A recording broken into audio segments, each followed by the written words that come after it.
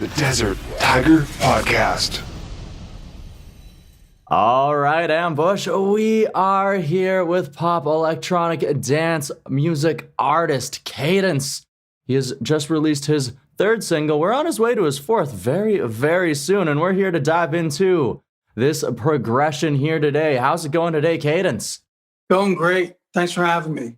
Awesome. And like I said, we're leading a little bit into the road. So before we dive into these new singles here, I want to lay a little bit of a foundation down for our listener here. So I would like to start off with, in my research, I found that you've actually been inside of the music industry for quite some time. You've worked in a few different boy bands. You actually had your own solo career before you decided to take a little bit of a break there for a bit. And then in 2020, you decide to make a comeback. So my first question, I guess, is what was that decision to finally return to the music industry, to finally return to releasing pieces of yourself?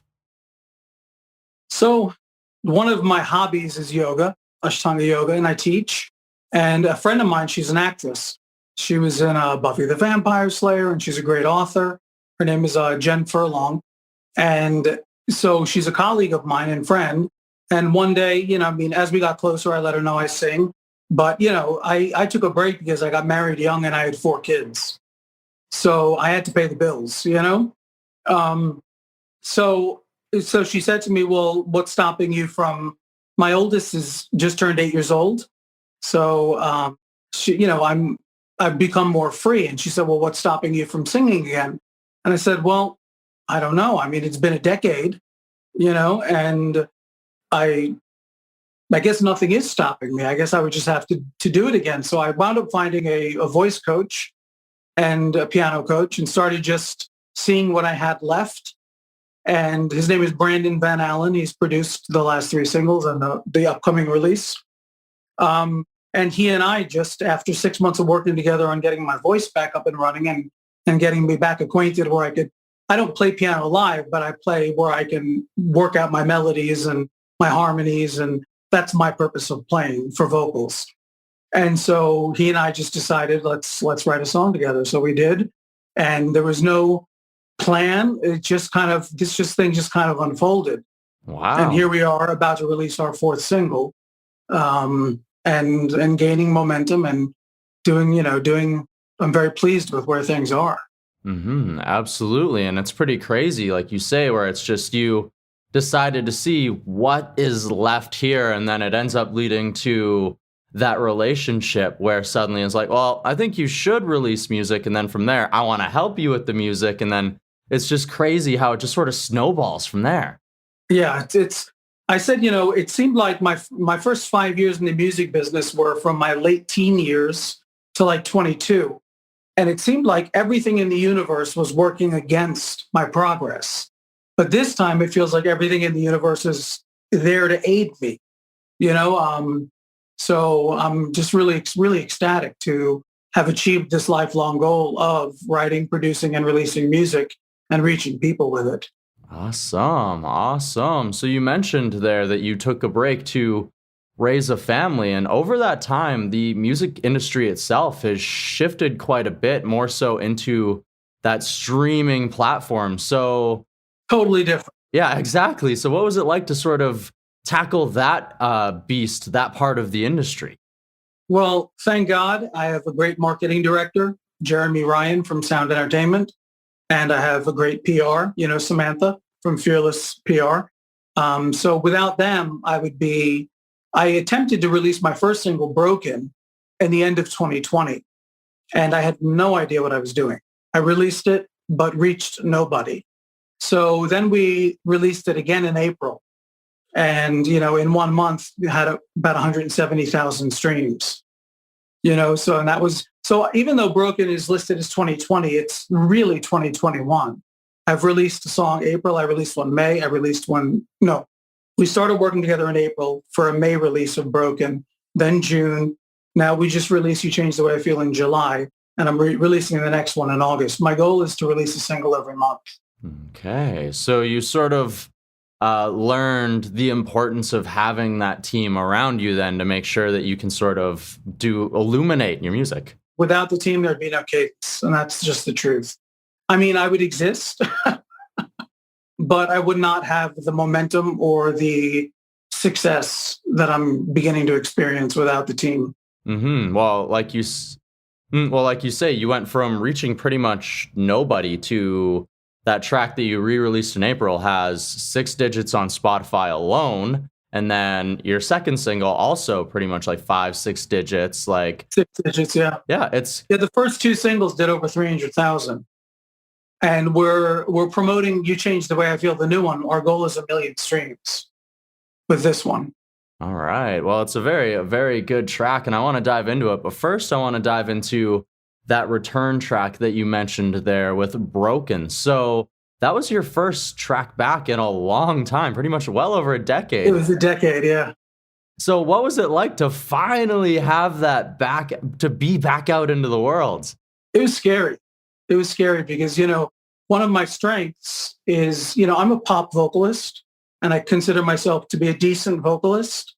My goal is not to be the best singer on the charts, but one of my greatest passion is writing songs, but I hadn't written in so long. And so I had to conquer this fear of, can I still write? Literally, I didn't write a song for 10 years, And so coming back to it was a little overwhelming. And then, the thought of, would my instinct for melody still be there? And, but again, with the help of Brandon, my producer, it's, he really helped slowly draw it out of me, and, and he's such an incredible musician that it's intimidating for me because, it's like when I write something melodically, which is music, it's like if Brandon likes it, then I know I've hit it because he plays every instrument and so well. He's a serious musician. So if I can sing something that actually resonates with somebody that has such a diverse ear for music, it's a real accomplishment. So Broken was my initiation back. Okay. And like you said, having that refined set of ears definitely helped things out. So now that you're a few singles in, say comparatively to where you were as a solo musician before, how would you say that what has changed in the energies you're trying to capture or otherwise? Because obviously being a father, that changes quite a bit. 10 years is quite a bit of time. So how do you feel like the content of the music that you're creating has grown?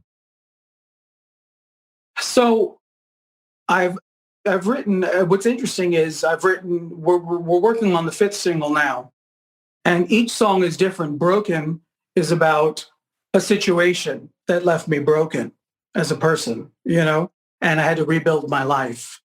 Then Sign Me Up, the dance track Sign Me Up, is about summer fun and having a crush, somebody I spotted on a flyer, who became a crush, and I began to stalk them at a club, And then You Changed the Way I Feel, which is the current single, is about our feelings being able to change by the right person coming into our lives.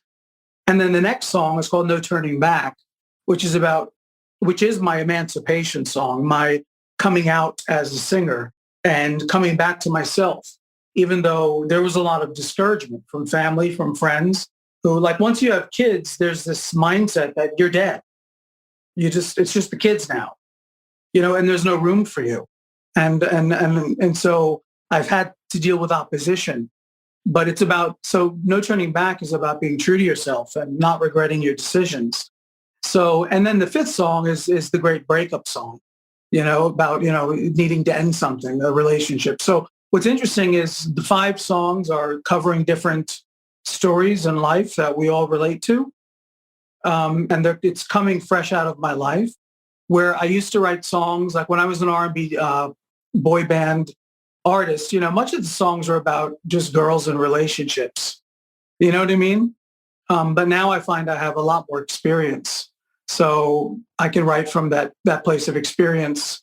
And I'm also looking to, when something happens that's significant in my day or my life, that's when I, immediately start to think of lyrics, because I want to write songs that I don't want an EP one day or an album of, whatever, 12 songs that are all about relationships, because there's so much more to life than that. We're very complex as human beings, and life is very difficult. So there's so much to talk about in music. Absolutely. And it definitely sounds exactly like that, rather than being the surface of this is about girls, this is about relationships. Some of the music still is about those things, but it's more so like, how do those things make you feel, the situations that it puts you into, and otherwise then. Exactly. Yep.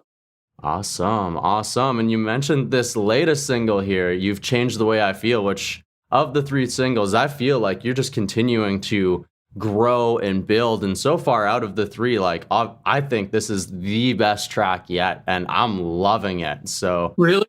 oh my goodness. It's like it's soulful. It's got like that nice little vibe. It moves along really nice and smooth. You can hear like quite a few different influences inside of it. It's a wonderful track. Oh man, thanks so much. What's interesting about You Change the Way I Feel is You Change the Way I Feel, I wrote for probably my third demo back when I was like 21, but it was far more hip hop in its production, and I rapped in it too, but I always knew there was something special about it, like the song, and even my children love it. Like my son Jacob, who's a hip hop nut, he's 12 years old and just a hip hop freak. And he loves, he prefers the old version, he likes the new version, but because of its hip hop, roots, but I always knew the song was special. And then one day I just had the idea, I want to see that song born again in a contemporary production. So it's really rewarding to have taken that song, I believe, to the potential it has. And, and we're going for the 1 million streams on this one. So this is the one that my marketing team and I feel the same. This one we feel has just that extra something special that has a potential to kind of reach deeper into the population. Nice. And it's kind of awesome how, like, as songwriters, we can write a song and maybe at the time something doesn't work out or something happens, or maybe we just don't know exactly where it fits.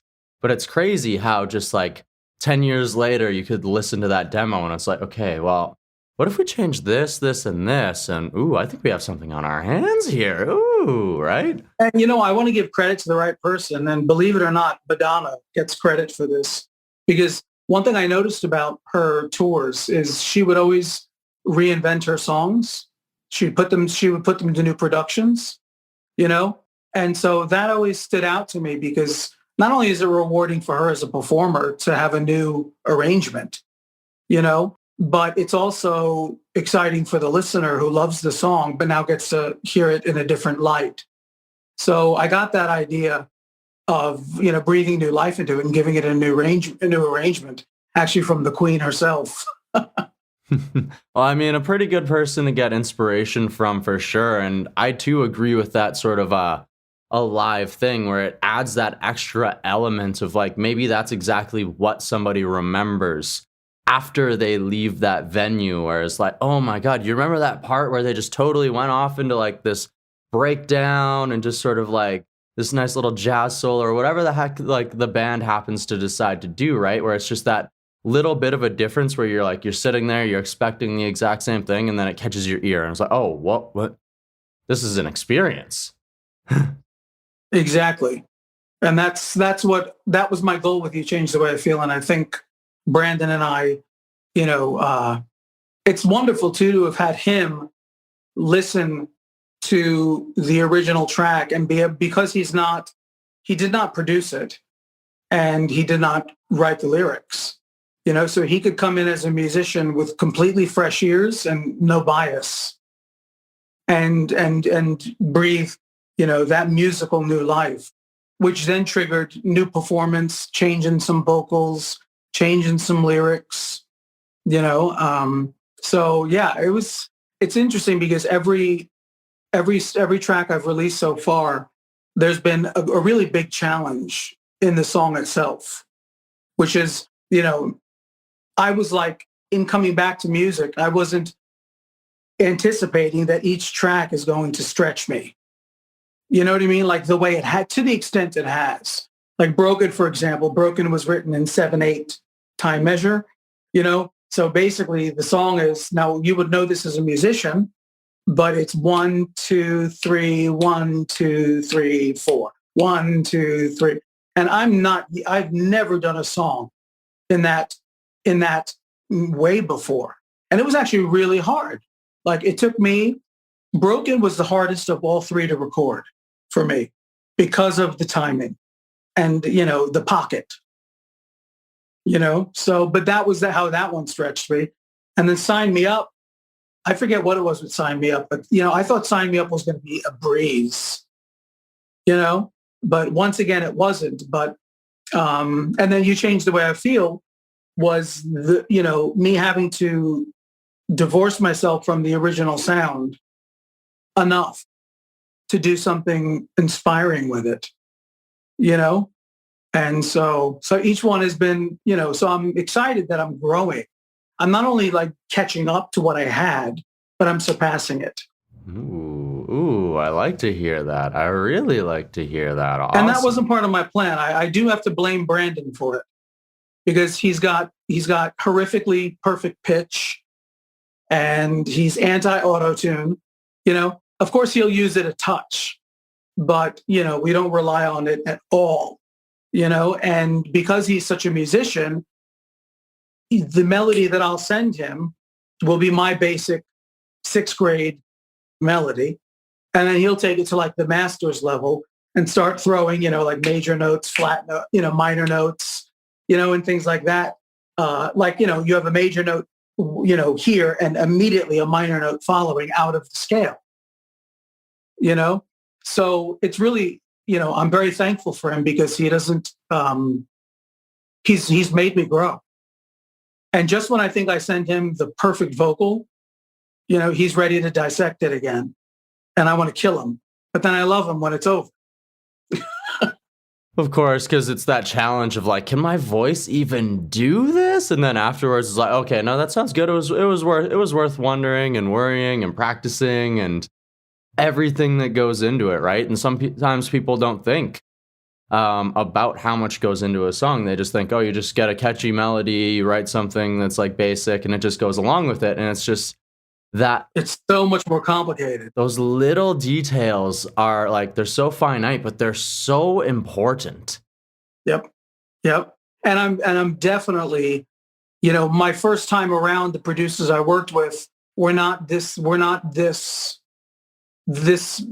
to this degree of sticklers for perfection as close as you can in delivery, in pitch, in pocket, in attitude. You know what I mean? They allowed me to, I more had the steering wheel when I was my first time around, where when I said I was happy, that was the vocal. But now I've entrusted somebody else to take the wheel sometimes, and I may love something, but if he doesn't love it, I can't argue his musicianship and his level of skill. And if he's hearing something a little different, I have to trust him. At least give it a try, right? Yeah. And then there's sometimes he'll throw me something that's too complicated for me. You know what I mean? Because I can do runs, but I'm not, Beyonce with runs. I have agility, but I have above average agility, but not super agility. You know what I mean?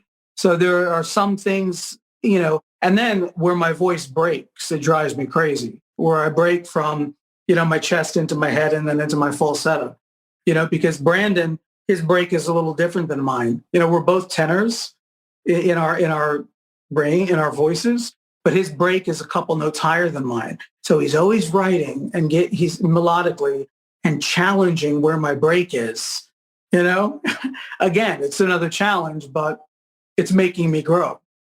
So growth is important. Yeah.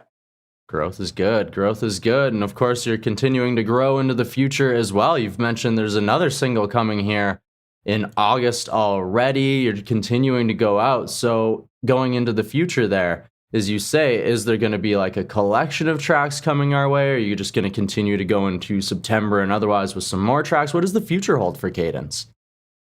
So I'm going to continue. My goal is to release a single a month.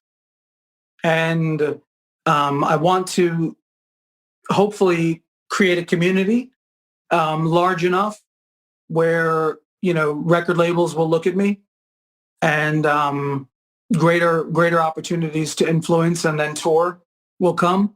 So I'm building slowly, one track at a time for now. But of course, I would love to just be able to take a month or two and just drop an album. I look forward to that, to, creating a body of work. I can already see, like I shared with you before, how each of the 4 tracks is different and different in their inspiration. But I can see how this body of work is forming around this season of my life, So, but I would love to be able to just go into the studio and just focus on a body of work and feel that momentum, of uninterrupted creative process. So singles for now, and then looking to expand the team, management agents, an agent, a manager potentially, and then, booking a booking agent and things of that nature, so I can begin to play out. And, but playing out is another whole, because I'm a pop dance artist. I mean, I was a professional dancer before I was a singer. So I was a childhood dancer. And I trained in New York City, and I turned pro by 17, but I'm a shorty. I'm 5'5.5". You know what I mean? And I had trouble finding work because on Broadway, you have to be 6 feet tall. And you know what I mean? So I wound up in a show where a singer got sick, and the director turned to the cast and asked if anyone else could sing. It was like the day before the show. And it was only one song that had to be sung. And I said, well, I can carry a tune. And I was 17 years old, and that's where my stage career as a singer started. And then when the reaction I got from the audience, it gave me that affirmation that I sing well enough to please people, and for my voice is a pleasing one. So that's how it started. I mean, I didn't know I was going to be a singer until I was 17 years old. Wow. So literally just raised your hand up, and then that has led us all the way here to 6-digit streaming numbers and continuing to grow. And where does it grow from here, right? Yep. And No Turning Back, the next single, is my epic ballad. So the goal in the production. So again, it's about being true to yourself, not losing sight of your dreams, not regretting decisions you make on behalf of your own dream, and honoring who you are. And so it's my great emancipation song. So, and, the term that I used with Brandon, because Brandon will ask me, give me one word of how you want this track to feel, and so with No Turning Back, the word was epic.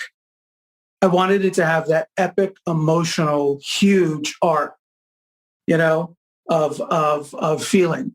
And I think, now this is not the inspiration for the song, but if I can give you a song, do you remember the song? I don't know how old it is now, but it's Celine Dion. Even if we look at her Titanic song, right? It has this epic feeling, this climax, this build to "You're here, there's nothing I fear." I wanted to capture that in a pop ballad. So that's, again, so now we've went from mid-tempo dance to up-tempo dance to slow jam.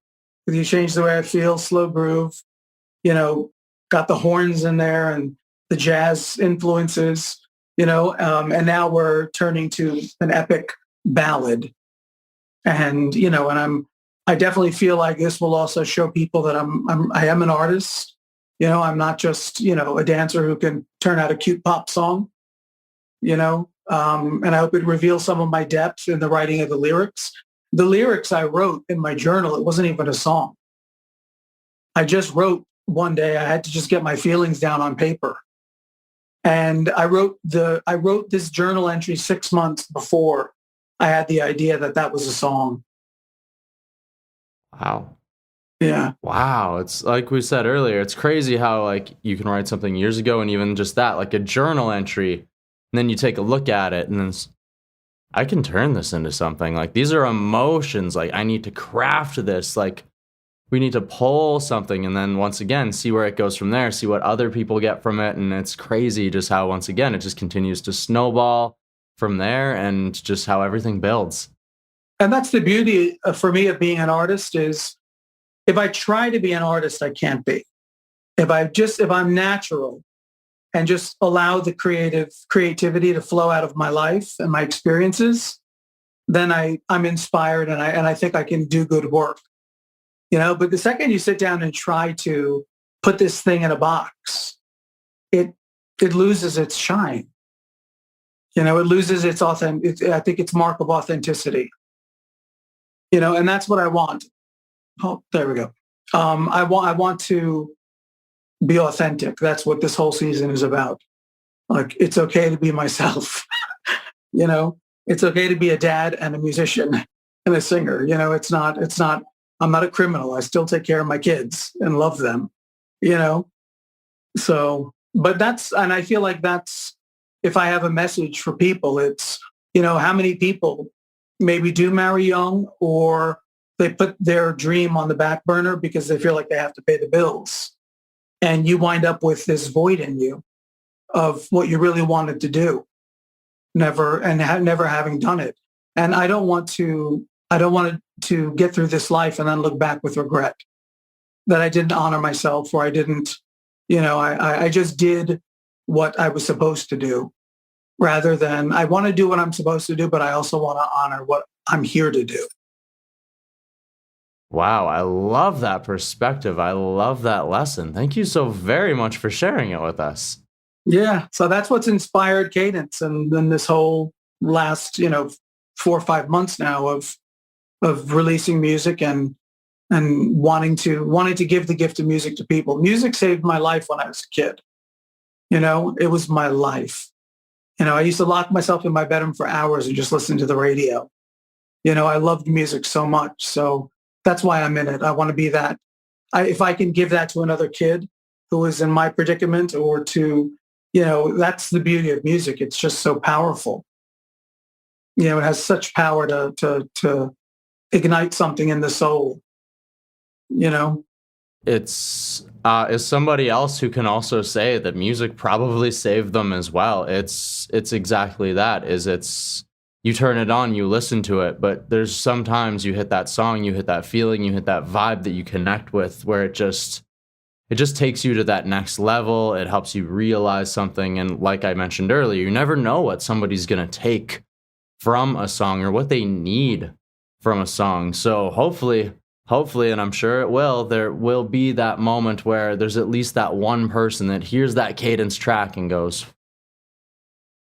I feel this, and it makes me want to do something, right? Mm-hmm. Exactly. And that's music should be cathartic, like film, like theater. It should take your listener on a cathartic journey, whereby something is happening within them.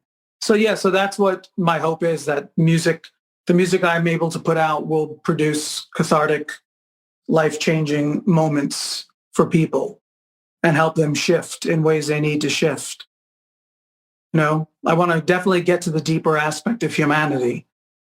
And I want to have fun too. And that's what Sign Me Up is about. Sign Me Up is just about, let's get out again, go to the club, have fun.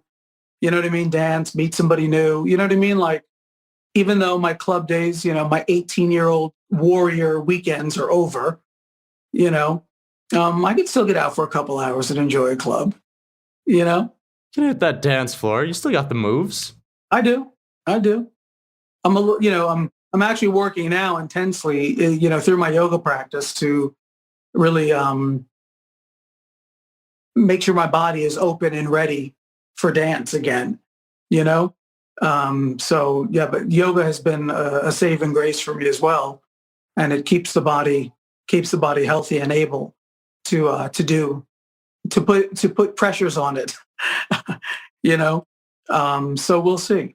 All right. We will definitely see what the future brings, and I'm glad that we could discuss the road that has led you to this point. Thank you so much for sharing this journey with us so far, Kadence, and thank you for joining me here on the Desert Tiger Podcast. Thanks for having me.